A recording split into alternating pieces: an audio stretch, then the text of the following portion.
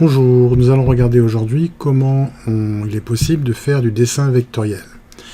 Alors bien sûr, ceci ne sera pas aussi puissant qu'avec des logiciels comme AutoCAD ou autres, mais néanmoins, ceci va nous permettre de pouvoir comprendre les principes du dessin vectoriel.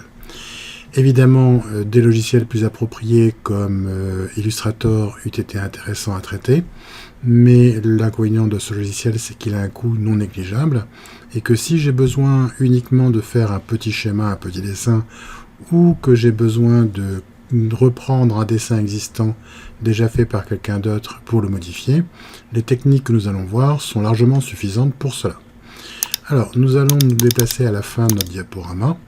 Alors, nouvelle diapositive avec un titre seul. Hop, ici.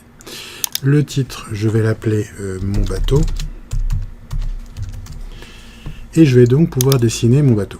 Alors, pour dessiner un bateau, je vais pouvoir utiliser donc les outils qui sont là. Les outils qui sont là, je peux voir que dans Insertion, je vais retrouver aussi ces outils dans la partie Forme, etc. Je peux très bien rester à l'accueil, tout dépend, ça n'a pas d'incidence par rapport à ça. Si je clique dans la liste des formes disponibles, j'ai un certain nombre de formes déjà existantes. Donc les formes récemment utilisées, peu importe, des lignes qui sont droites, courbes ou autres, on en reviendra tout à l'heure, différents types de rectangles, des formes de base, dont le petit cœur, le smiley, etc., des flèches, etc., etc. Donc il y a un certain nombre de formes qui sont plus ou moins utiles et disponibles dans PowerPoint.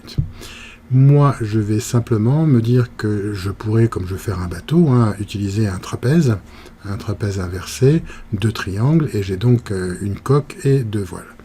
Néanmoins, pour les besoins du fait que nous souhaitons modifier cet objet, il est préférable de le dessiner non pas à partir de formes simples déjà préétablies, mais ici en utilisant l'outil Forme libre.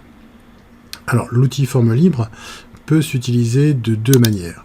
La première manière, qui n'est pas forcément évidente, c'est je clique, je reste cliqué, et je vais pouvoir dessiner une forme, et quand je reviens, j'ai fermé ma forme. Alors, ce dessin n'est pas forcément tip-top, parce qu'on a des formes qui ne sont pas forcément des droites. Si on ne veut pas forcément de droite, c'est intéressant. Moi, je voudrais quand même quelque chose de beaucoup plus construit par rapport à ça, plus carré. Alors, je vais revenir ici, reprendre mon outil Forme libre, que j'avais dans l'écran précédent déjà, et plutôt que de cliquer, rester cliqué, je vais faire juste un clic. Je lâche le clic, et quand je me déplace, je vois ici apparaître donc un trait. Et quand je vais cliquer, le point est mis, et donc j'ai mon trait qui est là, et je peux aller plus loin pour faire un deuxième trait, un troisième trait, et je vais pouvoir revenir au point de départ. Alors attention, il est intéressant de revenir au point de départ, et quand vous cliquez sur le point de départ, alors ici dans la version 2016, l'avantage c'est qu'il m'indique que je suis revenu au point de départ puisque la forme est remplie. Je clique et donc j'ai ma forme qui est remplie. Je fais de la même façon, je fais un triangle ici pour pouvoir donc récupérer une voile. Je vais faire une deuxième voile en cliquant ici. Alors on voit que le choix de mon écran n'est pas forcément judicieux. Les couleurs ne sont pas assez contrastées pour que je puisse les suivre, mais ce n'est pas gênant. J'ai donc ici dessiné un pseudo-bateau. Alors j'aurais pourrais faire le mât si je suis un peu cartésien et pourquoi pas un drapeau, un gouvernail et tout le reste. Mais dans mon cas, le trapèze de base et deux triangles me suffisent. Cet objet est un objet classique que je peux modifier en largeur, en hauteur, de façon classique, et j'ai même la possibilité ici, avec l'outil de pivotage, de faire donc une rotation de mon objet éventuel. Je peux sur cet objet faire un clic droit et demander ici à modifier les points. Alors, en quoi ça consiste? Je vois que ici j'ai 3 points. Si j'avais réutilisé ma coque un petit peu bizarroïde, j'aurais eu une myriade de points qui seraient apparus, correspondant à chaque changement de direction de mon mouvement de souris. Ici, je n'ai fait que 3 clics, donc j'ai mes 3 points qui sont là. Enfin, j'ai fait 4 clics parce que je suis revenu au point de départ. Si je prends ici un point, je peux le déplacer. Donc sans aucun problème, ce qui me permet de modifier. Je vois ici apparaître des flèches un peu bizarres, mais qui ne correspondent pas à grand chose pour l'instant. Si je vais sur un trait, de ma forme, je vois que mon curseur change de forme et je peux ici déplacer mon curseur qui va me permettre d'avoir un nouveau point. Alors ici j'ai ces petits traits qui sont là, reliés par des carrés blancs et qui m'indiquent en fin de compte les tangentes à ce point. Alors les tangentes à ce point permettant d'obtenir ici des courbes dites de Bézier, non pas de la ville mais du mathématicien. Alors, je peux dans ce cas-là demander quelle inclinaison je vais prendre par rapport à cette courbe. Je pourrais aussi changer la forme, la grossir, etc. pour obtenir ce que je veux. Donc, je vais mettre ici une forme un petit peu plus élaborée. Ici, je vais demander à ce que ma voile soit quand même plus ventrue. Et voilà, j'ai obtenu mon point. Si jamais cette forme ne me convient pas, je peux, en appuyant sur CTRL, voir que le point surnuméraire peut être supprimé. J'ai supprimé mon point, et dans ce cas-là, il n'y a aucun souci, j'ai plus de problème par rapport à ça. Alors, plus de problème, c'est-à-dire que je pourrais très bien, avec uniquement 2 points, pouvoir ici faire une courbe qui corresponde, ou rajouter mon point comme je veux. Maintenant que j'ai fait ma voile, je vais pouvoir demander à utiliser maintenant le format de la forme. Alors, le format de la forme va me permettre d'utiliser la ligne, qui correspond donc au pourtour de mon objet, et le remplissage. Alors, par rapport au remplissage, on n'a aucun remplissage qui correspond à rien du tout dans la forme. Attention, rien du tout dans la forme, on le verra par la suite quand nous verrons les problèmes d'hyperlien, c'est pas forcément judicieux. Nous avons un remplissage uni avec une couleur que nous pouvons choisir ici dans une palette. Si jamais il n'y a pas suffisamment de couleurs, je peux demander à choisir les couleurs soit dans une palette ici limitée, qui contient donc un certain nombre de couleurs plus des niveaux de gris, et je peux aussi utiliser cette palette-là, qui est une palette dite ici RVB. Alors je peux l'avoir en modèle RVB en rouge, vert, bleu. Je pourrais l'avoir aussi dans le format TSL, teinte, saturation, lumière. Ceci n'a pas fondamentalement d'importance du choix que je fais. Nous y reviendrons un peu plus tard dans les couleurs, dans le traitement de l'image bitmap. Ici, la couleur se présente sous 3 axes. Alors, c'est pas facile de représenter 3 axes sur un plan. Donc, les axes ont été représentés ici par rapport à la teinte, qui est ici donc représentée sur l'axe des X. Vous avez ici la saturation. En haut, la couleur est bien saturée. En bas, elle est totalement désaturée.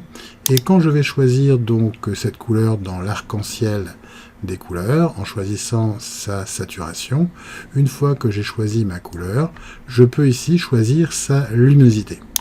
La luminosité pouvant aller jusqu'à tellement lumineux que ça devient blanc aveuglant, ou tellement peu lumineux qu'il n'y a plus de lumière du tout et ça devient noir.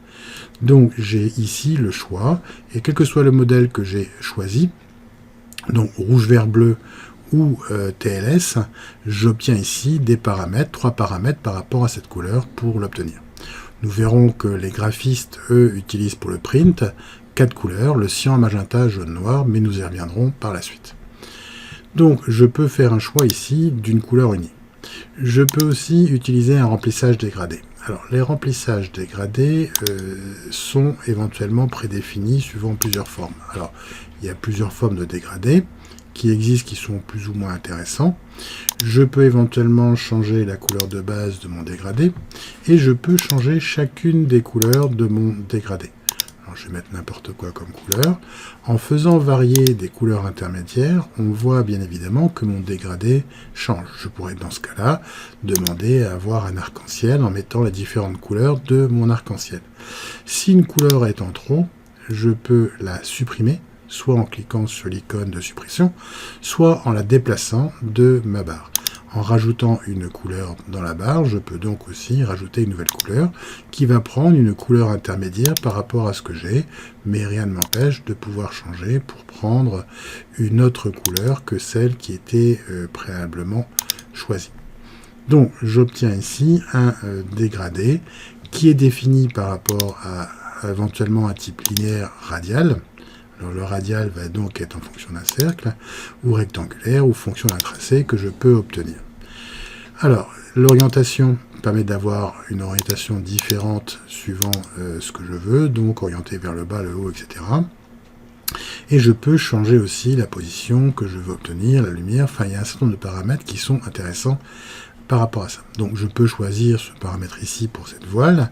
Ceci n'a pas d'incidence. Maintenant, je vais sur la coque demander un remplissage avec une texture ou une image. Alors, les textures ou les images existent depuis relativement longtemps et je vais pouvoir choisir une texture, pourquoi pas en papier craft. Si vous regardez bien cette texture, alors je pourrais en utiliser une peut-être avec le poisson, c'est peut-être plus facile à voir, puisque j'ai un poisson qui est ici, on voit que c'est exactement le même ici, exactement le même ici, etc., qu'il se duplique. Vous aurez beau zoomer ce que vous voulez, si le travail est bien fait, on a donc un système de pavage du plan qui se fait dans les deux dimensions, bien évidemment. Le poisson sera pétré aussi sur l'axe des Y et qui va nous permettre de pouvoir disposer donc d'un pavé sans aucune rupture. Alors ça demande un peu de temps et un peu de travail pour obtenir ce genre de texture, mais c'est relativement pratique par la suite pour pouvoir paver tout type de format. Dans le dernier, nous allons utiliser un motif de remplissage, pourquoi pas. Alors il y a différents motifs avec différentes couleurs. Si on prend un motif blanc et foncé, ça se verra peut-être mieux, qui permet d'avoir différents types de motifs, plus ou moins intéressants, en fonction de ce que je veux obtenir. Attention au rendu des motifs, toujours. Le rendu peut être différent après avec l'impression, mais ceci n'est pas fondamental. Nous allons plutôt revenir ici avec remplissage et une texture. Et donc nous allons chercher un fichier. Alors soit un fichier en ligne, soit ici en cherchant un fichier. Donc si je clique sur fichier, je vais pouvoir aller chercher une photo ou n'importe quoi. Et si je prends la photo de Fort Cigogne et que je l'insère, je vois qu'elle est bien évidemment dans ma forme. Alors rien ne m'empêche bien évidemment de pouvoir renseigner ça pour obtenir une forme qui soit un peu différente et qui me permette de pouvoir gérer. Je pourrais aussi faire un décalage vers la droite, le haut et le bas de mon image, de façon à ce que on obtienne quelque chose de peut-être plus cohérent en fonction de ce que l'on a envie d'obtenir. Donc voilà ce que l'on peut dire par rapport au changement de forme. Alors, ce sont les formes de base. Nous allons donc rajouter d'autres petits objets ici. Qu'est-ce que nous allons rajouter? Nous allons rajouter un petit smiley, pourquoi pas ici, et un petit rond sur l'autre voile, ou inversement, ceci n'a pas d'importance. Si je prends ici mon objet, je peux demander à changer la couleur par rapport à ça. Alors changer la couleur, pareil, je peux demander remplissage, et je vois qu'ici c'est un remplissage uni. Je pourrais demander à mettre un remplissage uni, pourquoi pas avec une couleur qui soit plus pastel, quelque chose de plus jaune par exemple. Alors la pourtour serait à modifier aussi. Et surtout, je peux demander à modifier la transparence.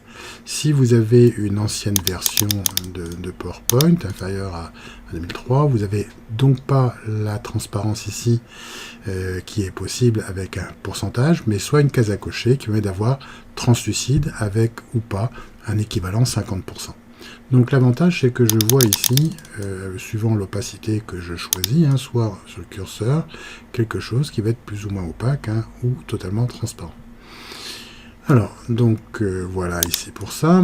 Je peux aussi, par rapport à ce smiley, voir plusieurs choses. Alors, j'ai toujours pareil les quatre coins qui me permettent de pouvoir les tirer de façon portionnée, les quatre côtés qui me permettent de tirer dans des proportions qui ne sont pas gardées. J'ai aussi donc l'outil rotation pour pouvoir faire une rotation de mon objet, et surtout pour certains objets, tels que le smiley, mais aussi pour d'autres, je peux avoir de une jusqu'à plusieurs losanges qui vont être intégrés dans mon dessin. Alors, si je clique dessus, je peux remonter mon losange. Alors ici, on voit que c'est pas un losange, mais dans les versions antérieures à 2016, c'est un losange, qui me permet de dire que mon smiley ne rigole pas, mon smiley rigole, ou éventuellement de mettre un smiley neutre. Cela n'a pas d'importance par rapport à ce que je veux obtenir. Donc, autant qu'il soit content. Je peux aussi demander à changer la forme de la couleur. Et si je demande ici un remplissage, je peux demander remplir avec l'arrière-plan de la diapositive. Alors, ce qui veut dire qu'ici, mon smiley va voir le fond de l'écran, c'est-à-dire l'image qui est en arrière-plan. Ce qui me permet de faire comme s'il y avait une transparence dans la voile et dans tout ce qui est derrière comme objet. Et je vois donc le fond de mon écran. Si c'est blanc, c'est peut-être moins rigolo à voir. Maintenant, ces objets qui sont là, l'inconvénient, c'est que si je prends un objet et que je le déplace, il sera malheureusement pas déplacé avec le reste. Je vais donc pouvoir appuyer sur CTRL et sélectionner les 5 objets qui constituent donc mon bateau. Pour ce, je peux ensuite demander à faire un clic droit, puis grouper, grouper. Ce qui me permet ici de ne plus avoir qu'un seul objet que je peux déplacer à ma guise, modifier, etc. Alors, je m'aperçois peut-être que si je clique dans les coins, ce que j'ai toujours dit, là, le bateau peut ne pas être proportionné. Ce qui n'est pas terrible. Donc, comme dans d'autres logiciels, tel Illustrator, si je veux qu'un objet reste proportionnel, systématiquement, j'appuie sur la touche majuscule temporaire, Shift, et je vais dans ce cas-là pouvoir modifier mon bateau pour obtenir autre chose. Vous remarquerez au passage que la texture de poisson reste, elle, identique en taille, et que donc automatiquement, j'ai plus ou moins de poissons en fonction de la taille de mon objet. Voilà, première partie, donc permettant de créer un bateau ex nihilo.